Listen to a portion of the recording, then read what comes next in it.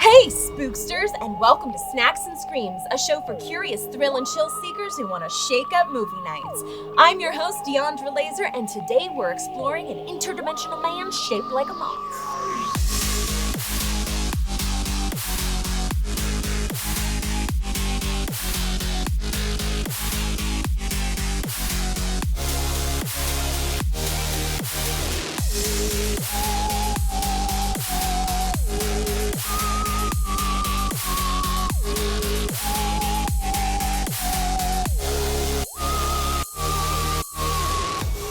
Here on Snacks and Screams, I review scary movies as well as unique and unusual snacks. After the review, I rate the movie and snacks out of 5 flaming pumpkins, which is a real rating system, with 5 being the best and 1 being the least best. This week, we continue our bug humanoid kick. Last time it was a fly man, and this time it's a Mothman. Get excited, because this movie is inspired by true events, man. Alright, so maybe you've heard of the Mothman. Maybe you haven't. How would I know? Am I secretly some sort of omnipotent interdimensional angel of death? Am I secretly some sort of crystal ball-stroking bug-shaped goth daddy? Nah, bro, I'm queen of the spooksters and I'm here to tell tall tales. Some Paul Bunyan shit. What? The Mothman is a humanoid creature reportedly seen around Point Pleasant, West Virginia in the 60s. The decade, not the shorts weather. Countless Point Pleasant residents claim to have seen a large creature with bright red eyes and a wingspan of 10 feet. He a thick boy. Damn, boy, he's thick! On December 15th, 1967, 13 months to the day after the first Mothman sighting, traffic was bottled up on the Silver Bridge, which connected Point Pleasant, West Virginia to Gallipolis, Ohio. The bridge was built in the 20s when the size and weight of cars was much less, and bridge building practices were a little different. Interestingly, the 1920s were also the last time you could send your kids via U.S. mail. Don't do that. Without warning, a single eyebar cracked. Say crack again. Crack. Throwing off the bridge's equilibrium, causing the bridge to collapse under the excessive weight. Over 40 people died. In the years since the Point Pleasant tragedy, the man and moth has been reported preceding other disasters as well. Theories paint the Mothman as either a harbinger of doom or, more sinisterly, its cause. Is he an angel? A demon? A higher being? A bunch of kids in a trench coat? Hello, my good man. In 1975, author John Keel took inspiration from the Mothman sightings and bridge disaster to create his book, The Mothman Prophecies. Which brings us to today's movie, the 2002 adaptation of Keel's book, The Mothman Prophecies. The film stars Richard Gere, Laura Linney, Will Patton, and Deborah Messing, whomst, no matter what she's in, will always be Grace Adler. I bet that's her now. Deborah? Deborah, you got a cold, honey?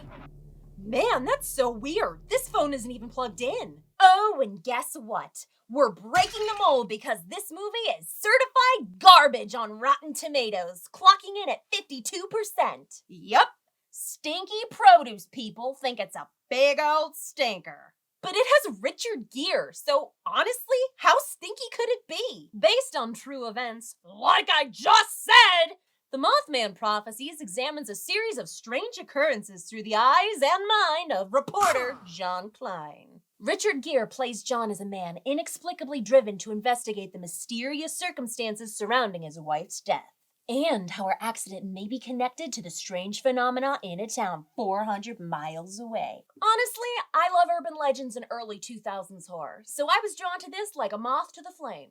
It's so beautiful! Okay, now for my favorite part of each episode, snacks. Wait. Bro, where are the snacks? You put Rex in charge of the snacks. Rex! Apparently, the inanimate stuffed T-Rex didn't go to the snack store this week. Hello?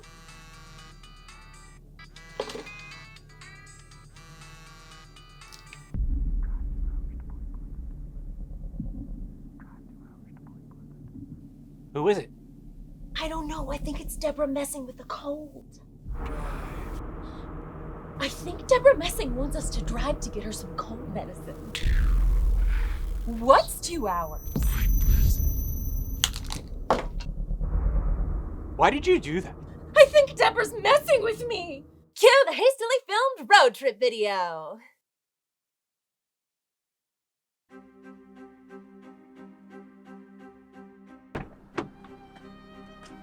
You ready?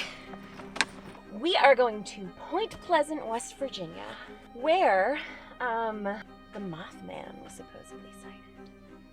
I'm excited. I don't think we'll see him, but who knows?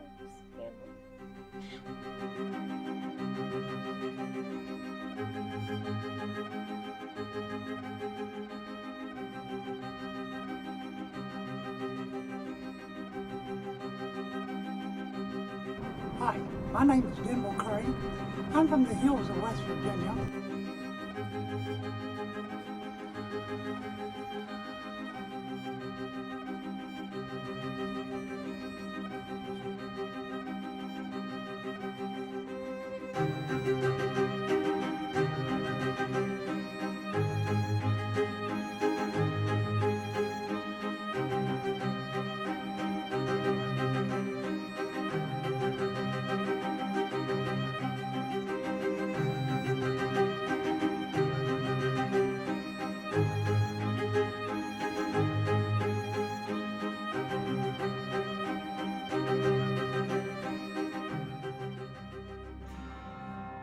What a strange and ominous adventure. But we didn't come back alone. We picked up 2 things. Pepperoni rolls with optional Mothman hot sauce, made of real Mothman. And Silverbridge coffee, the Mothman blend, made of real Mothman. Now, I know that pepperoni rolls aren't from West Virginia. They're from Italy. But apparently, these are pretty big there. Hey, what's this? Look at this. You're holding out on the marinara. I got a little bippity boppity over here. If these were cement-footed and put at the bottom of the lake, they wouldn't sink. You see them, because that's how little marinara in there. What's going on? Oh, thank you. Finally. All right. That's what we're talking about there. Then we picked up the Mothman blend of coffee. Coffee by the Silverbridge Coffee Company of Gallipolis, Ohio. It's a small woman-owned business, and oh my God, I just realized. It's called Silverbridge because of that Silverbridge.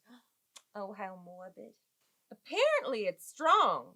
Like it'll put some mouth hair on your mouth chest. Shortly after purchasing a new home, Washington Post writer John Klein and his wife Mary are involved in a car accident. The cause? Oh, I don't know. How about a huge, terrifying, flying black entity? Kinda sounds like Batman. I'm Batman. After the accident, Mary becomes hospitalized and is diagnosed with a brain tumor. Due to pacing in the plot, she, flippin' dies. But not without drawing some straight-up horrific pics. The hospital staff's like, they're angels. But bitch, have you seen angels? Look at that. Would you just look at this? Oh, look at this. Did you look? Hold on. We can't continue the show until everyone looks. Brett? Does that look like an angel to you? Thanks, Brett. One cliche trip-out scene later, and John comes to when his car decides to give up the ghost on the side of the road. No idea how he got there, he finds a house and knocks on the door. To his surprise, the man on the other side of the door knows who he is and holds him at gunpoint. In the tub. This bathtub gunman, Gordon, is important to the story, so you'll want to pay attention. Don't tell me what to do.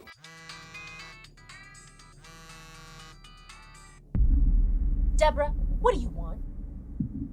I've been looking for you. Who is this? This is Indrid Gold. I saw you that day by the bridge. I saw you. I see.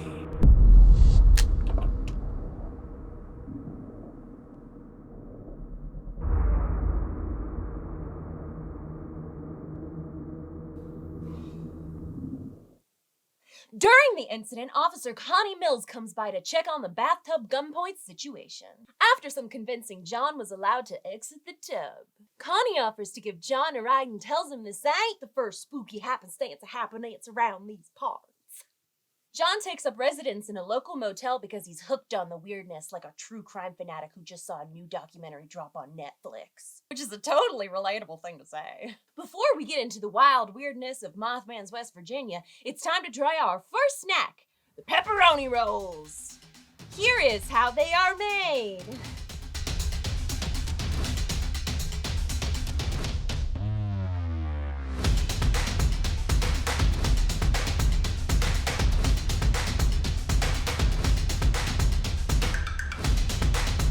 A few moments later.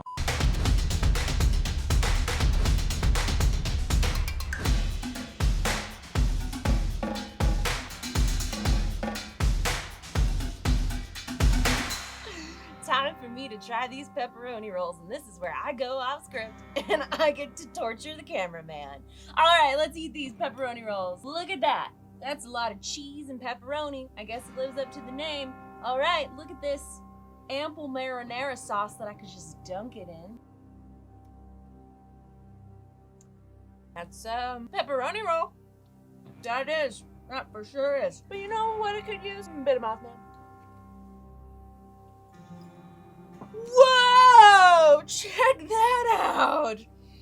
Okay, Mothman hot sauce. He's thick. Look at this. Look at how much he's been working out. This is a 4 out of 10 on the heat meter. It's pure liquid fire. I don't know what that has to do with Mothman, but I guess so. Let's put it around a pepperoni roll. I want to get nice and drippy in there. All right, let's try it. Very mothy. Well, I guess it's time to get back into the weirdness of the Mothman. Weird stuff keeps happening. I'm talking like weird. Like weird like when you find out pigs don't sweat weird. What do? You gotta sweat. John joins Officer Connie to investigate. Typical murder doc fan behavior. She then tells John she's been having a terrible nightmare. But you know, only like the most terrible kind. Like that kind where you're flippin' drowning. Yeah, so she's drowning and someone says, "Wake up, number 37. What could it mean? Oh, I hope we find out! Gordon begins to hear voices and somehow becomes BFFs with an entity that we're led to believe is Mothman. Oh, shit.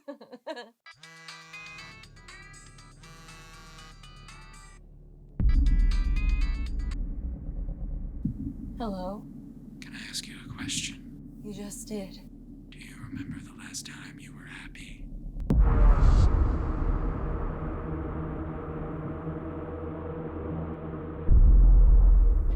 Actually, nope.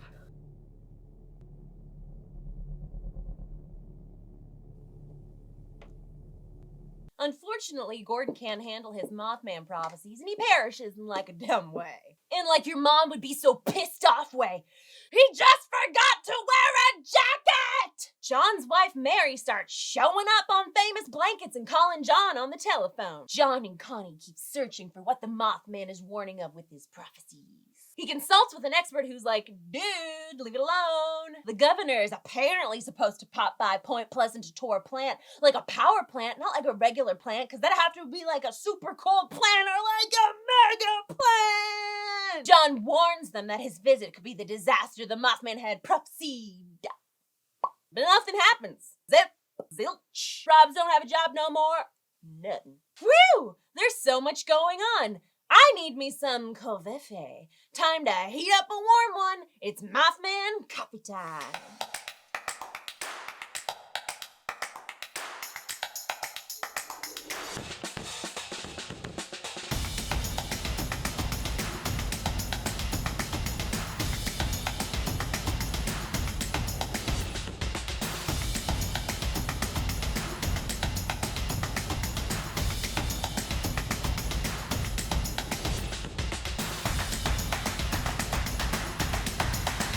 Finally, we've got the Mothman Blend by Silverbridge Coffee Company out of Gallipolis, Ohio.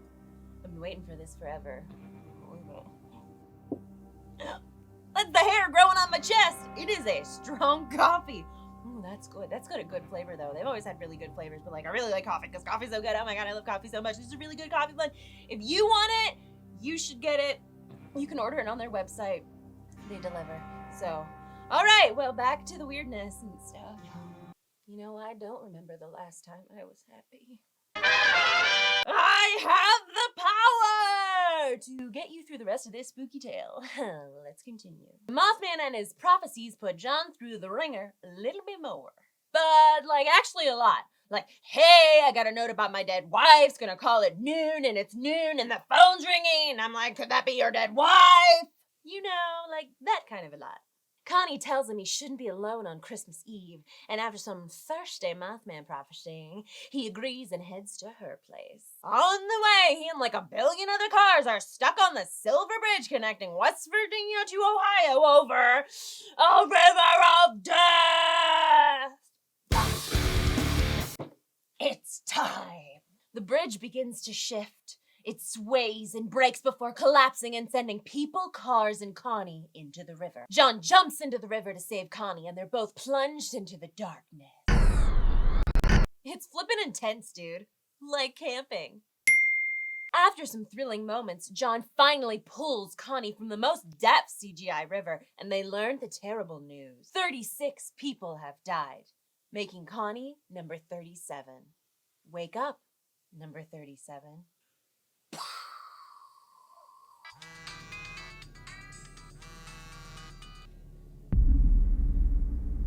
Indrid?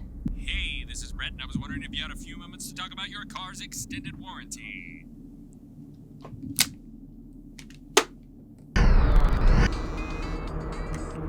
I don't need a warranty, Brett! You don't need a warranty because you won't be here to use it. What do you mean, here? I mean,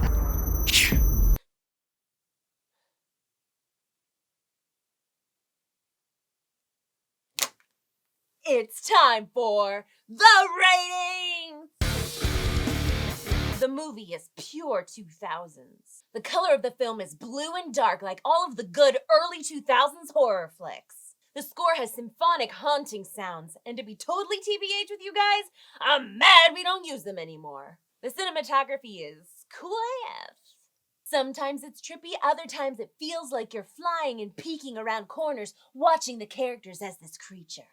The whole movie is fairly devoid of color except for the symbolic glaring red eyes. Like the Mothman is always watching. He's just, mothing. The writing can get kinda clunky and Richard Gere squints a lot. I also didn't like that the camera zoomed in so close to his lips.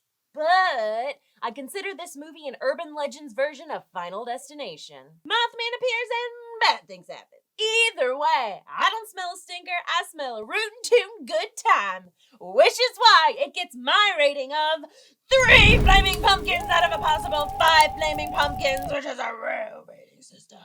Honestly, when am I gonna hate a horror movie? I guess I'm just too much of a positive person. And now for snacks. First up are the pepperoni rolls. They're good, but I've had better. The marinara sauce doesn't have a whole lot of flavor, and there's just way too much bread. So I give these 3 flaming pumpkins out of a possible 5 flaming pumpkins, which is a real rating system. Oh, and the Mothman hot sauce is generic. Next up is the Mothman blend from Silverbridge Coffee Company. It's really good. It's a little strong for my liking, but not too watery, even though I know I put water in it. I give this 4 flaming pumpkins out of a possible 5 flaming pumpkins, which is a real rating system. We had an amazing time in Point Pleasant, so I give it 10 flaming pumpkins out of a possible 5 flaming pumpkins, which is twice the real rating system. It was quite the experience and a truly haunting town. Rather than telling you, we're gonna show you.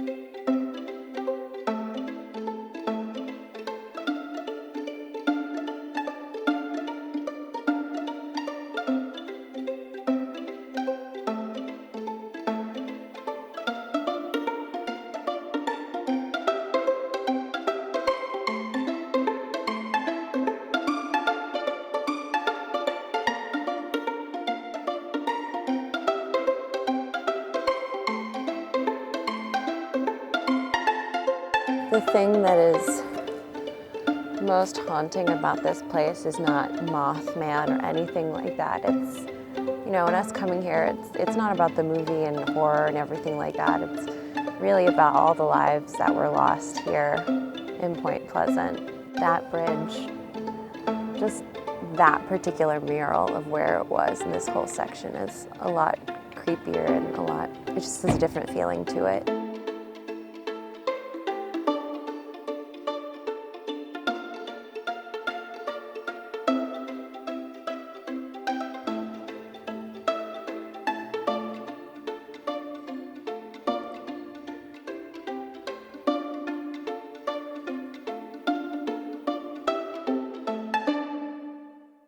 Thank you for checking out our latest review. If you enjoyed it, please subscribe. Or don't, and Mothman might just show up in your town. Not threatening you, just saying. It's gonna be a heck of a coincidence with absolutely no ties to me whatsoever. Tune in next time as I conquer another fear, try another tasty treat, and harass you with more of my sweet, sweet, spooky ticklers. Ah! Okay, who are you? Who? Camera guy? Oh my god, it is you!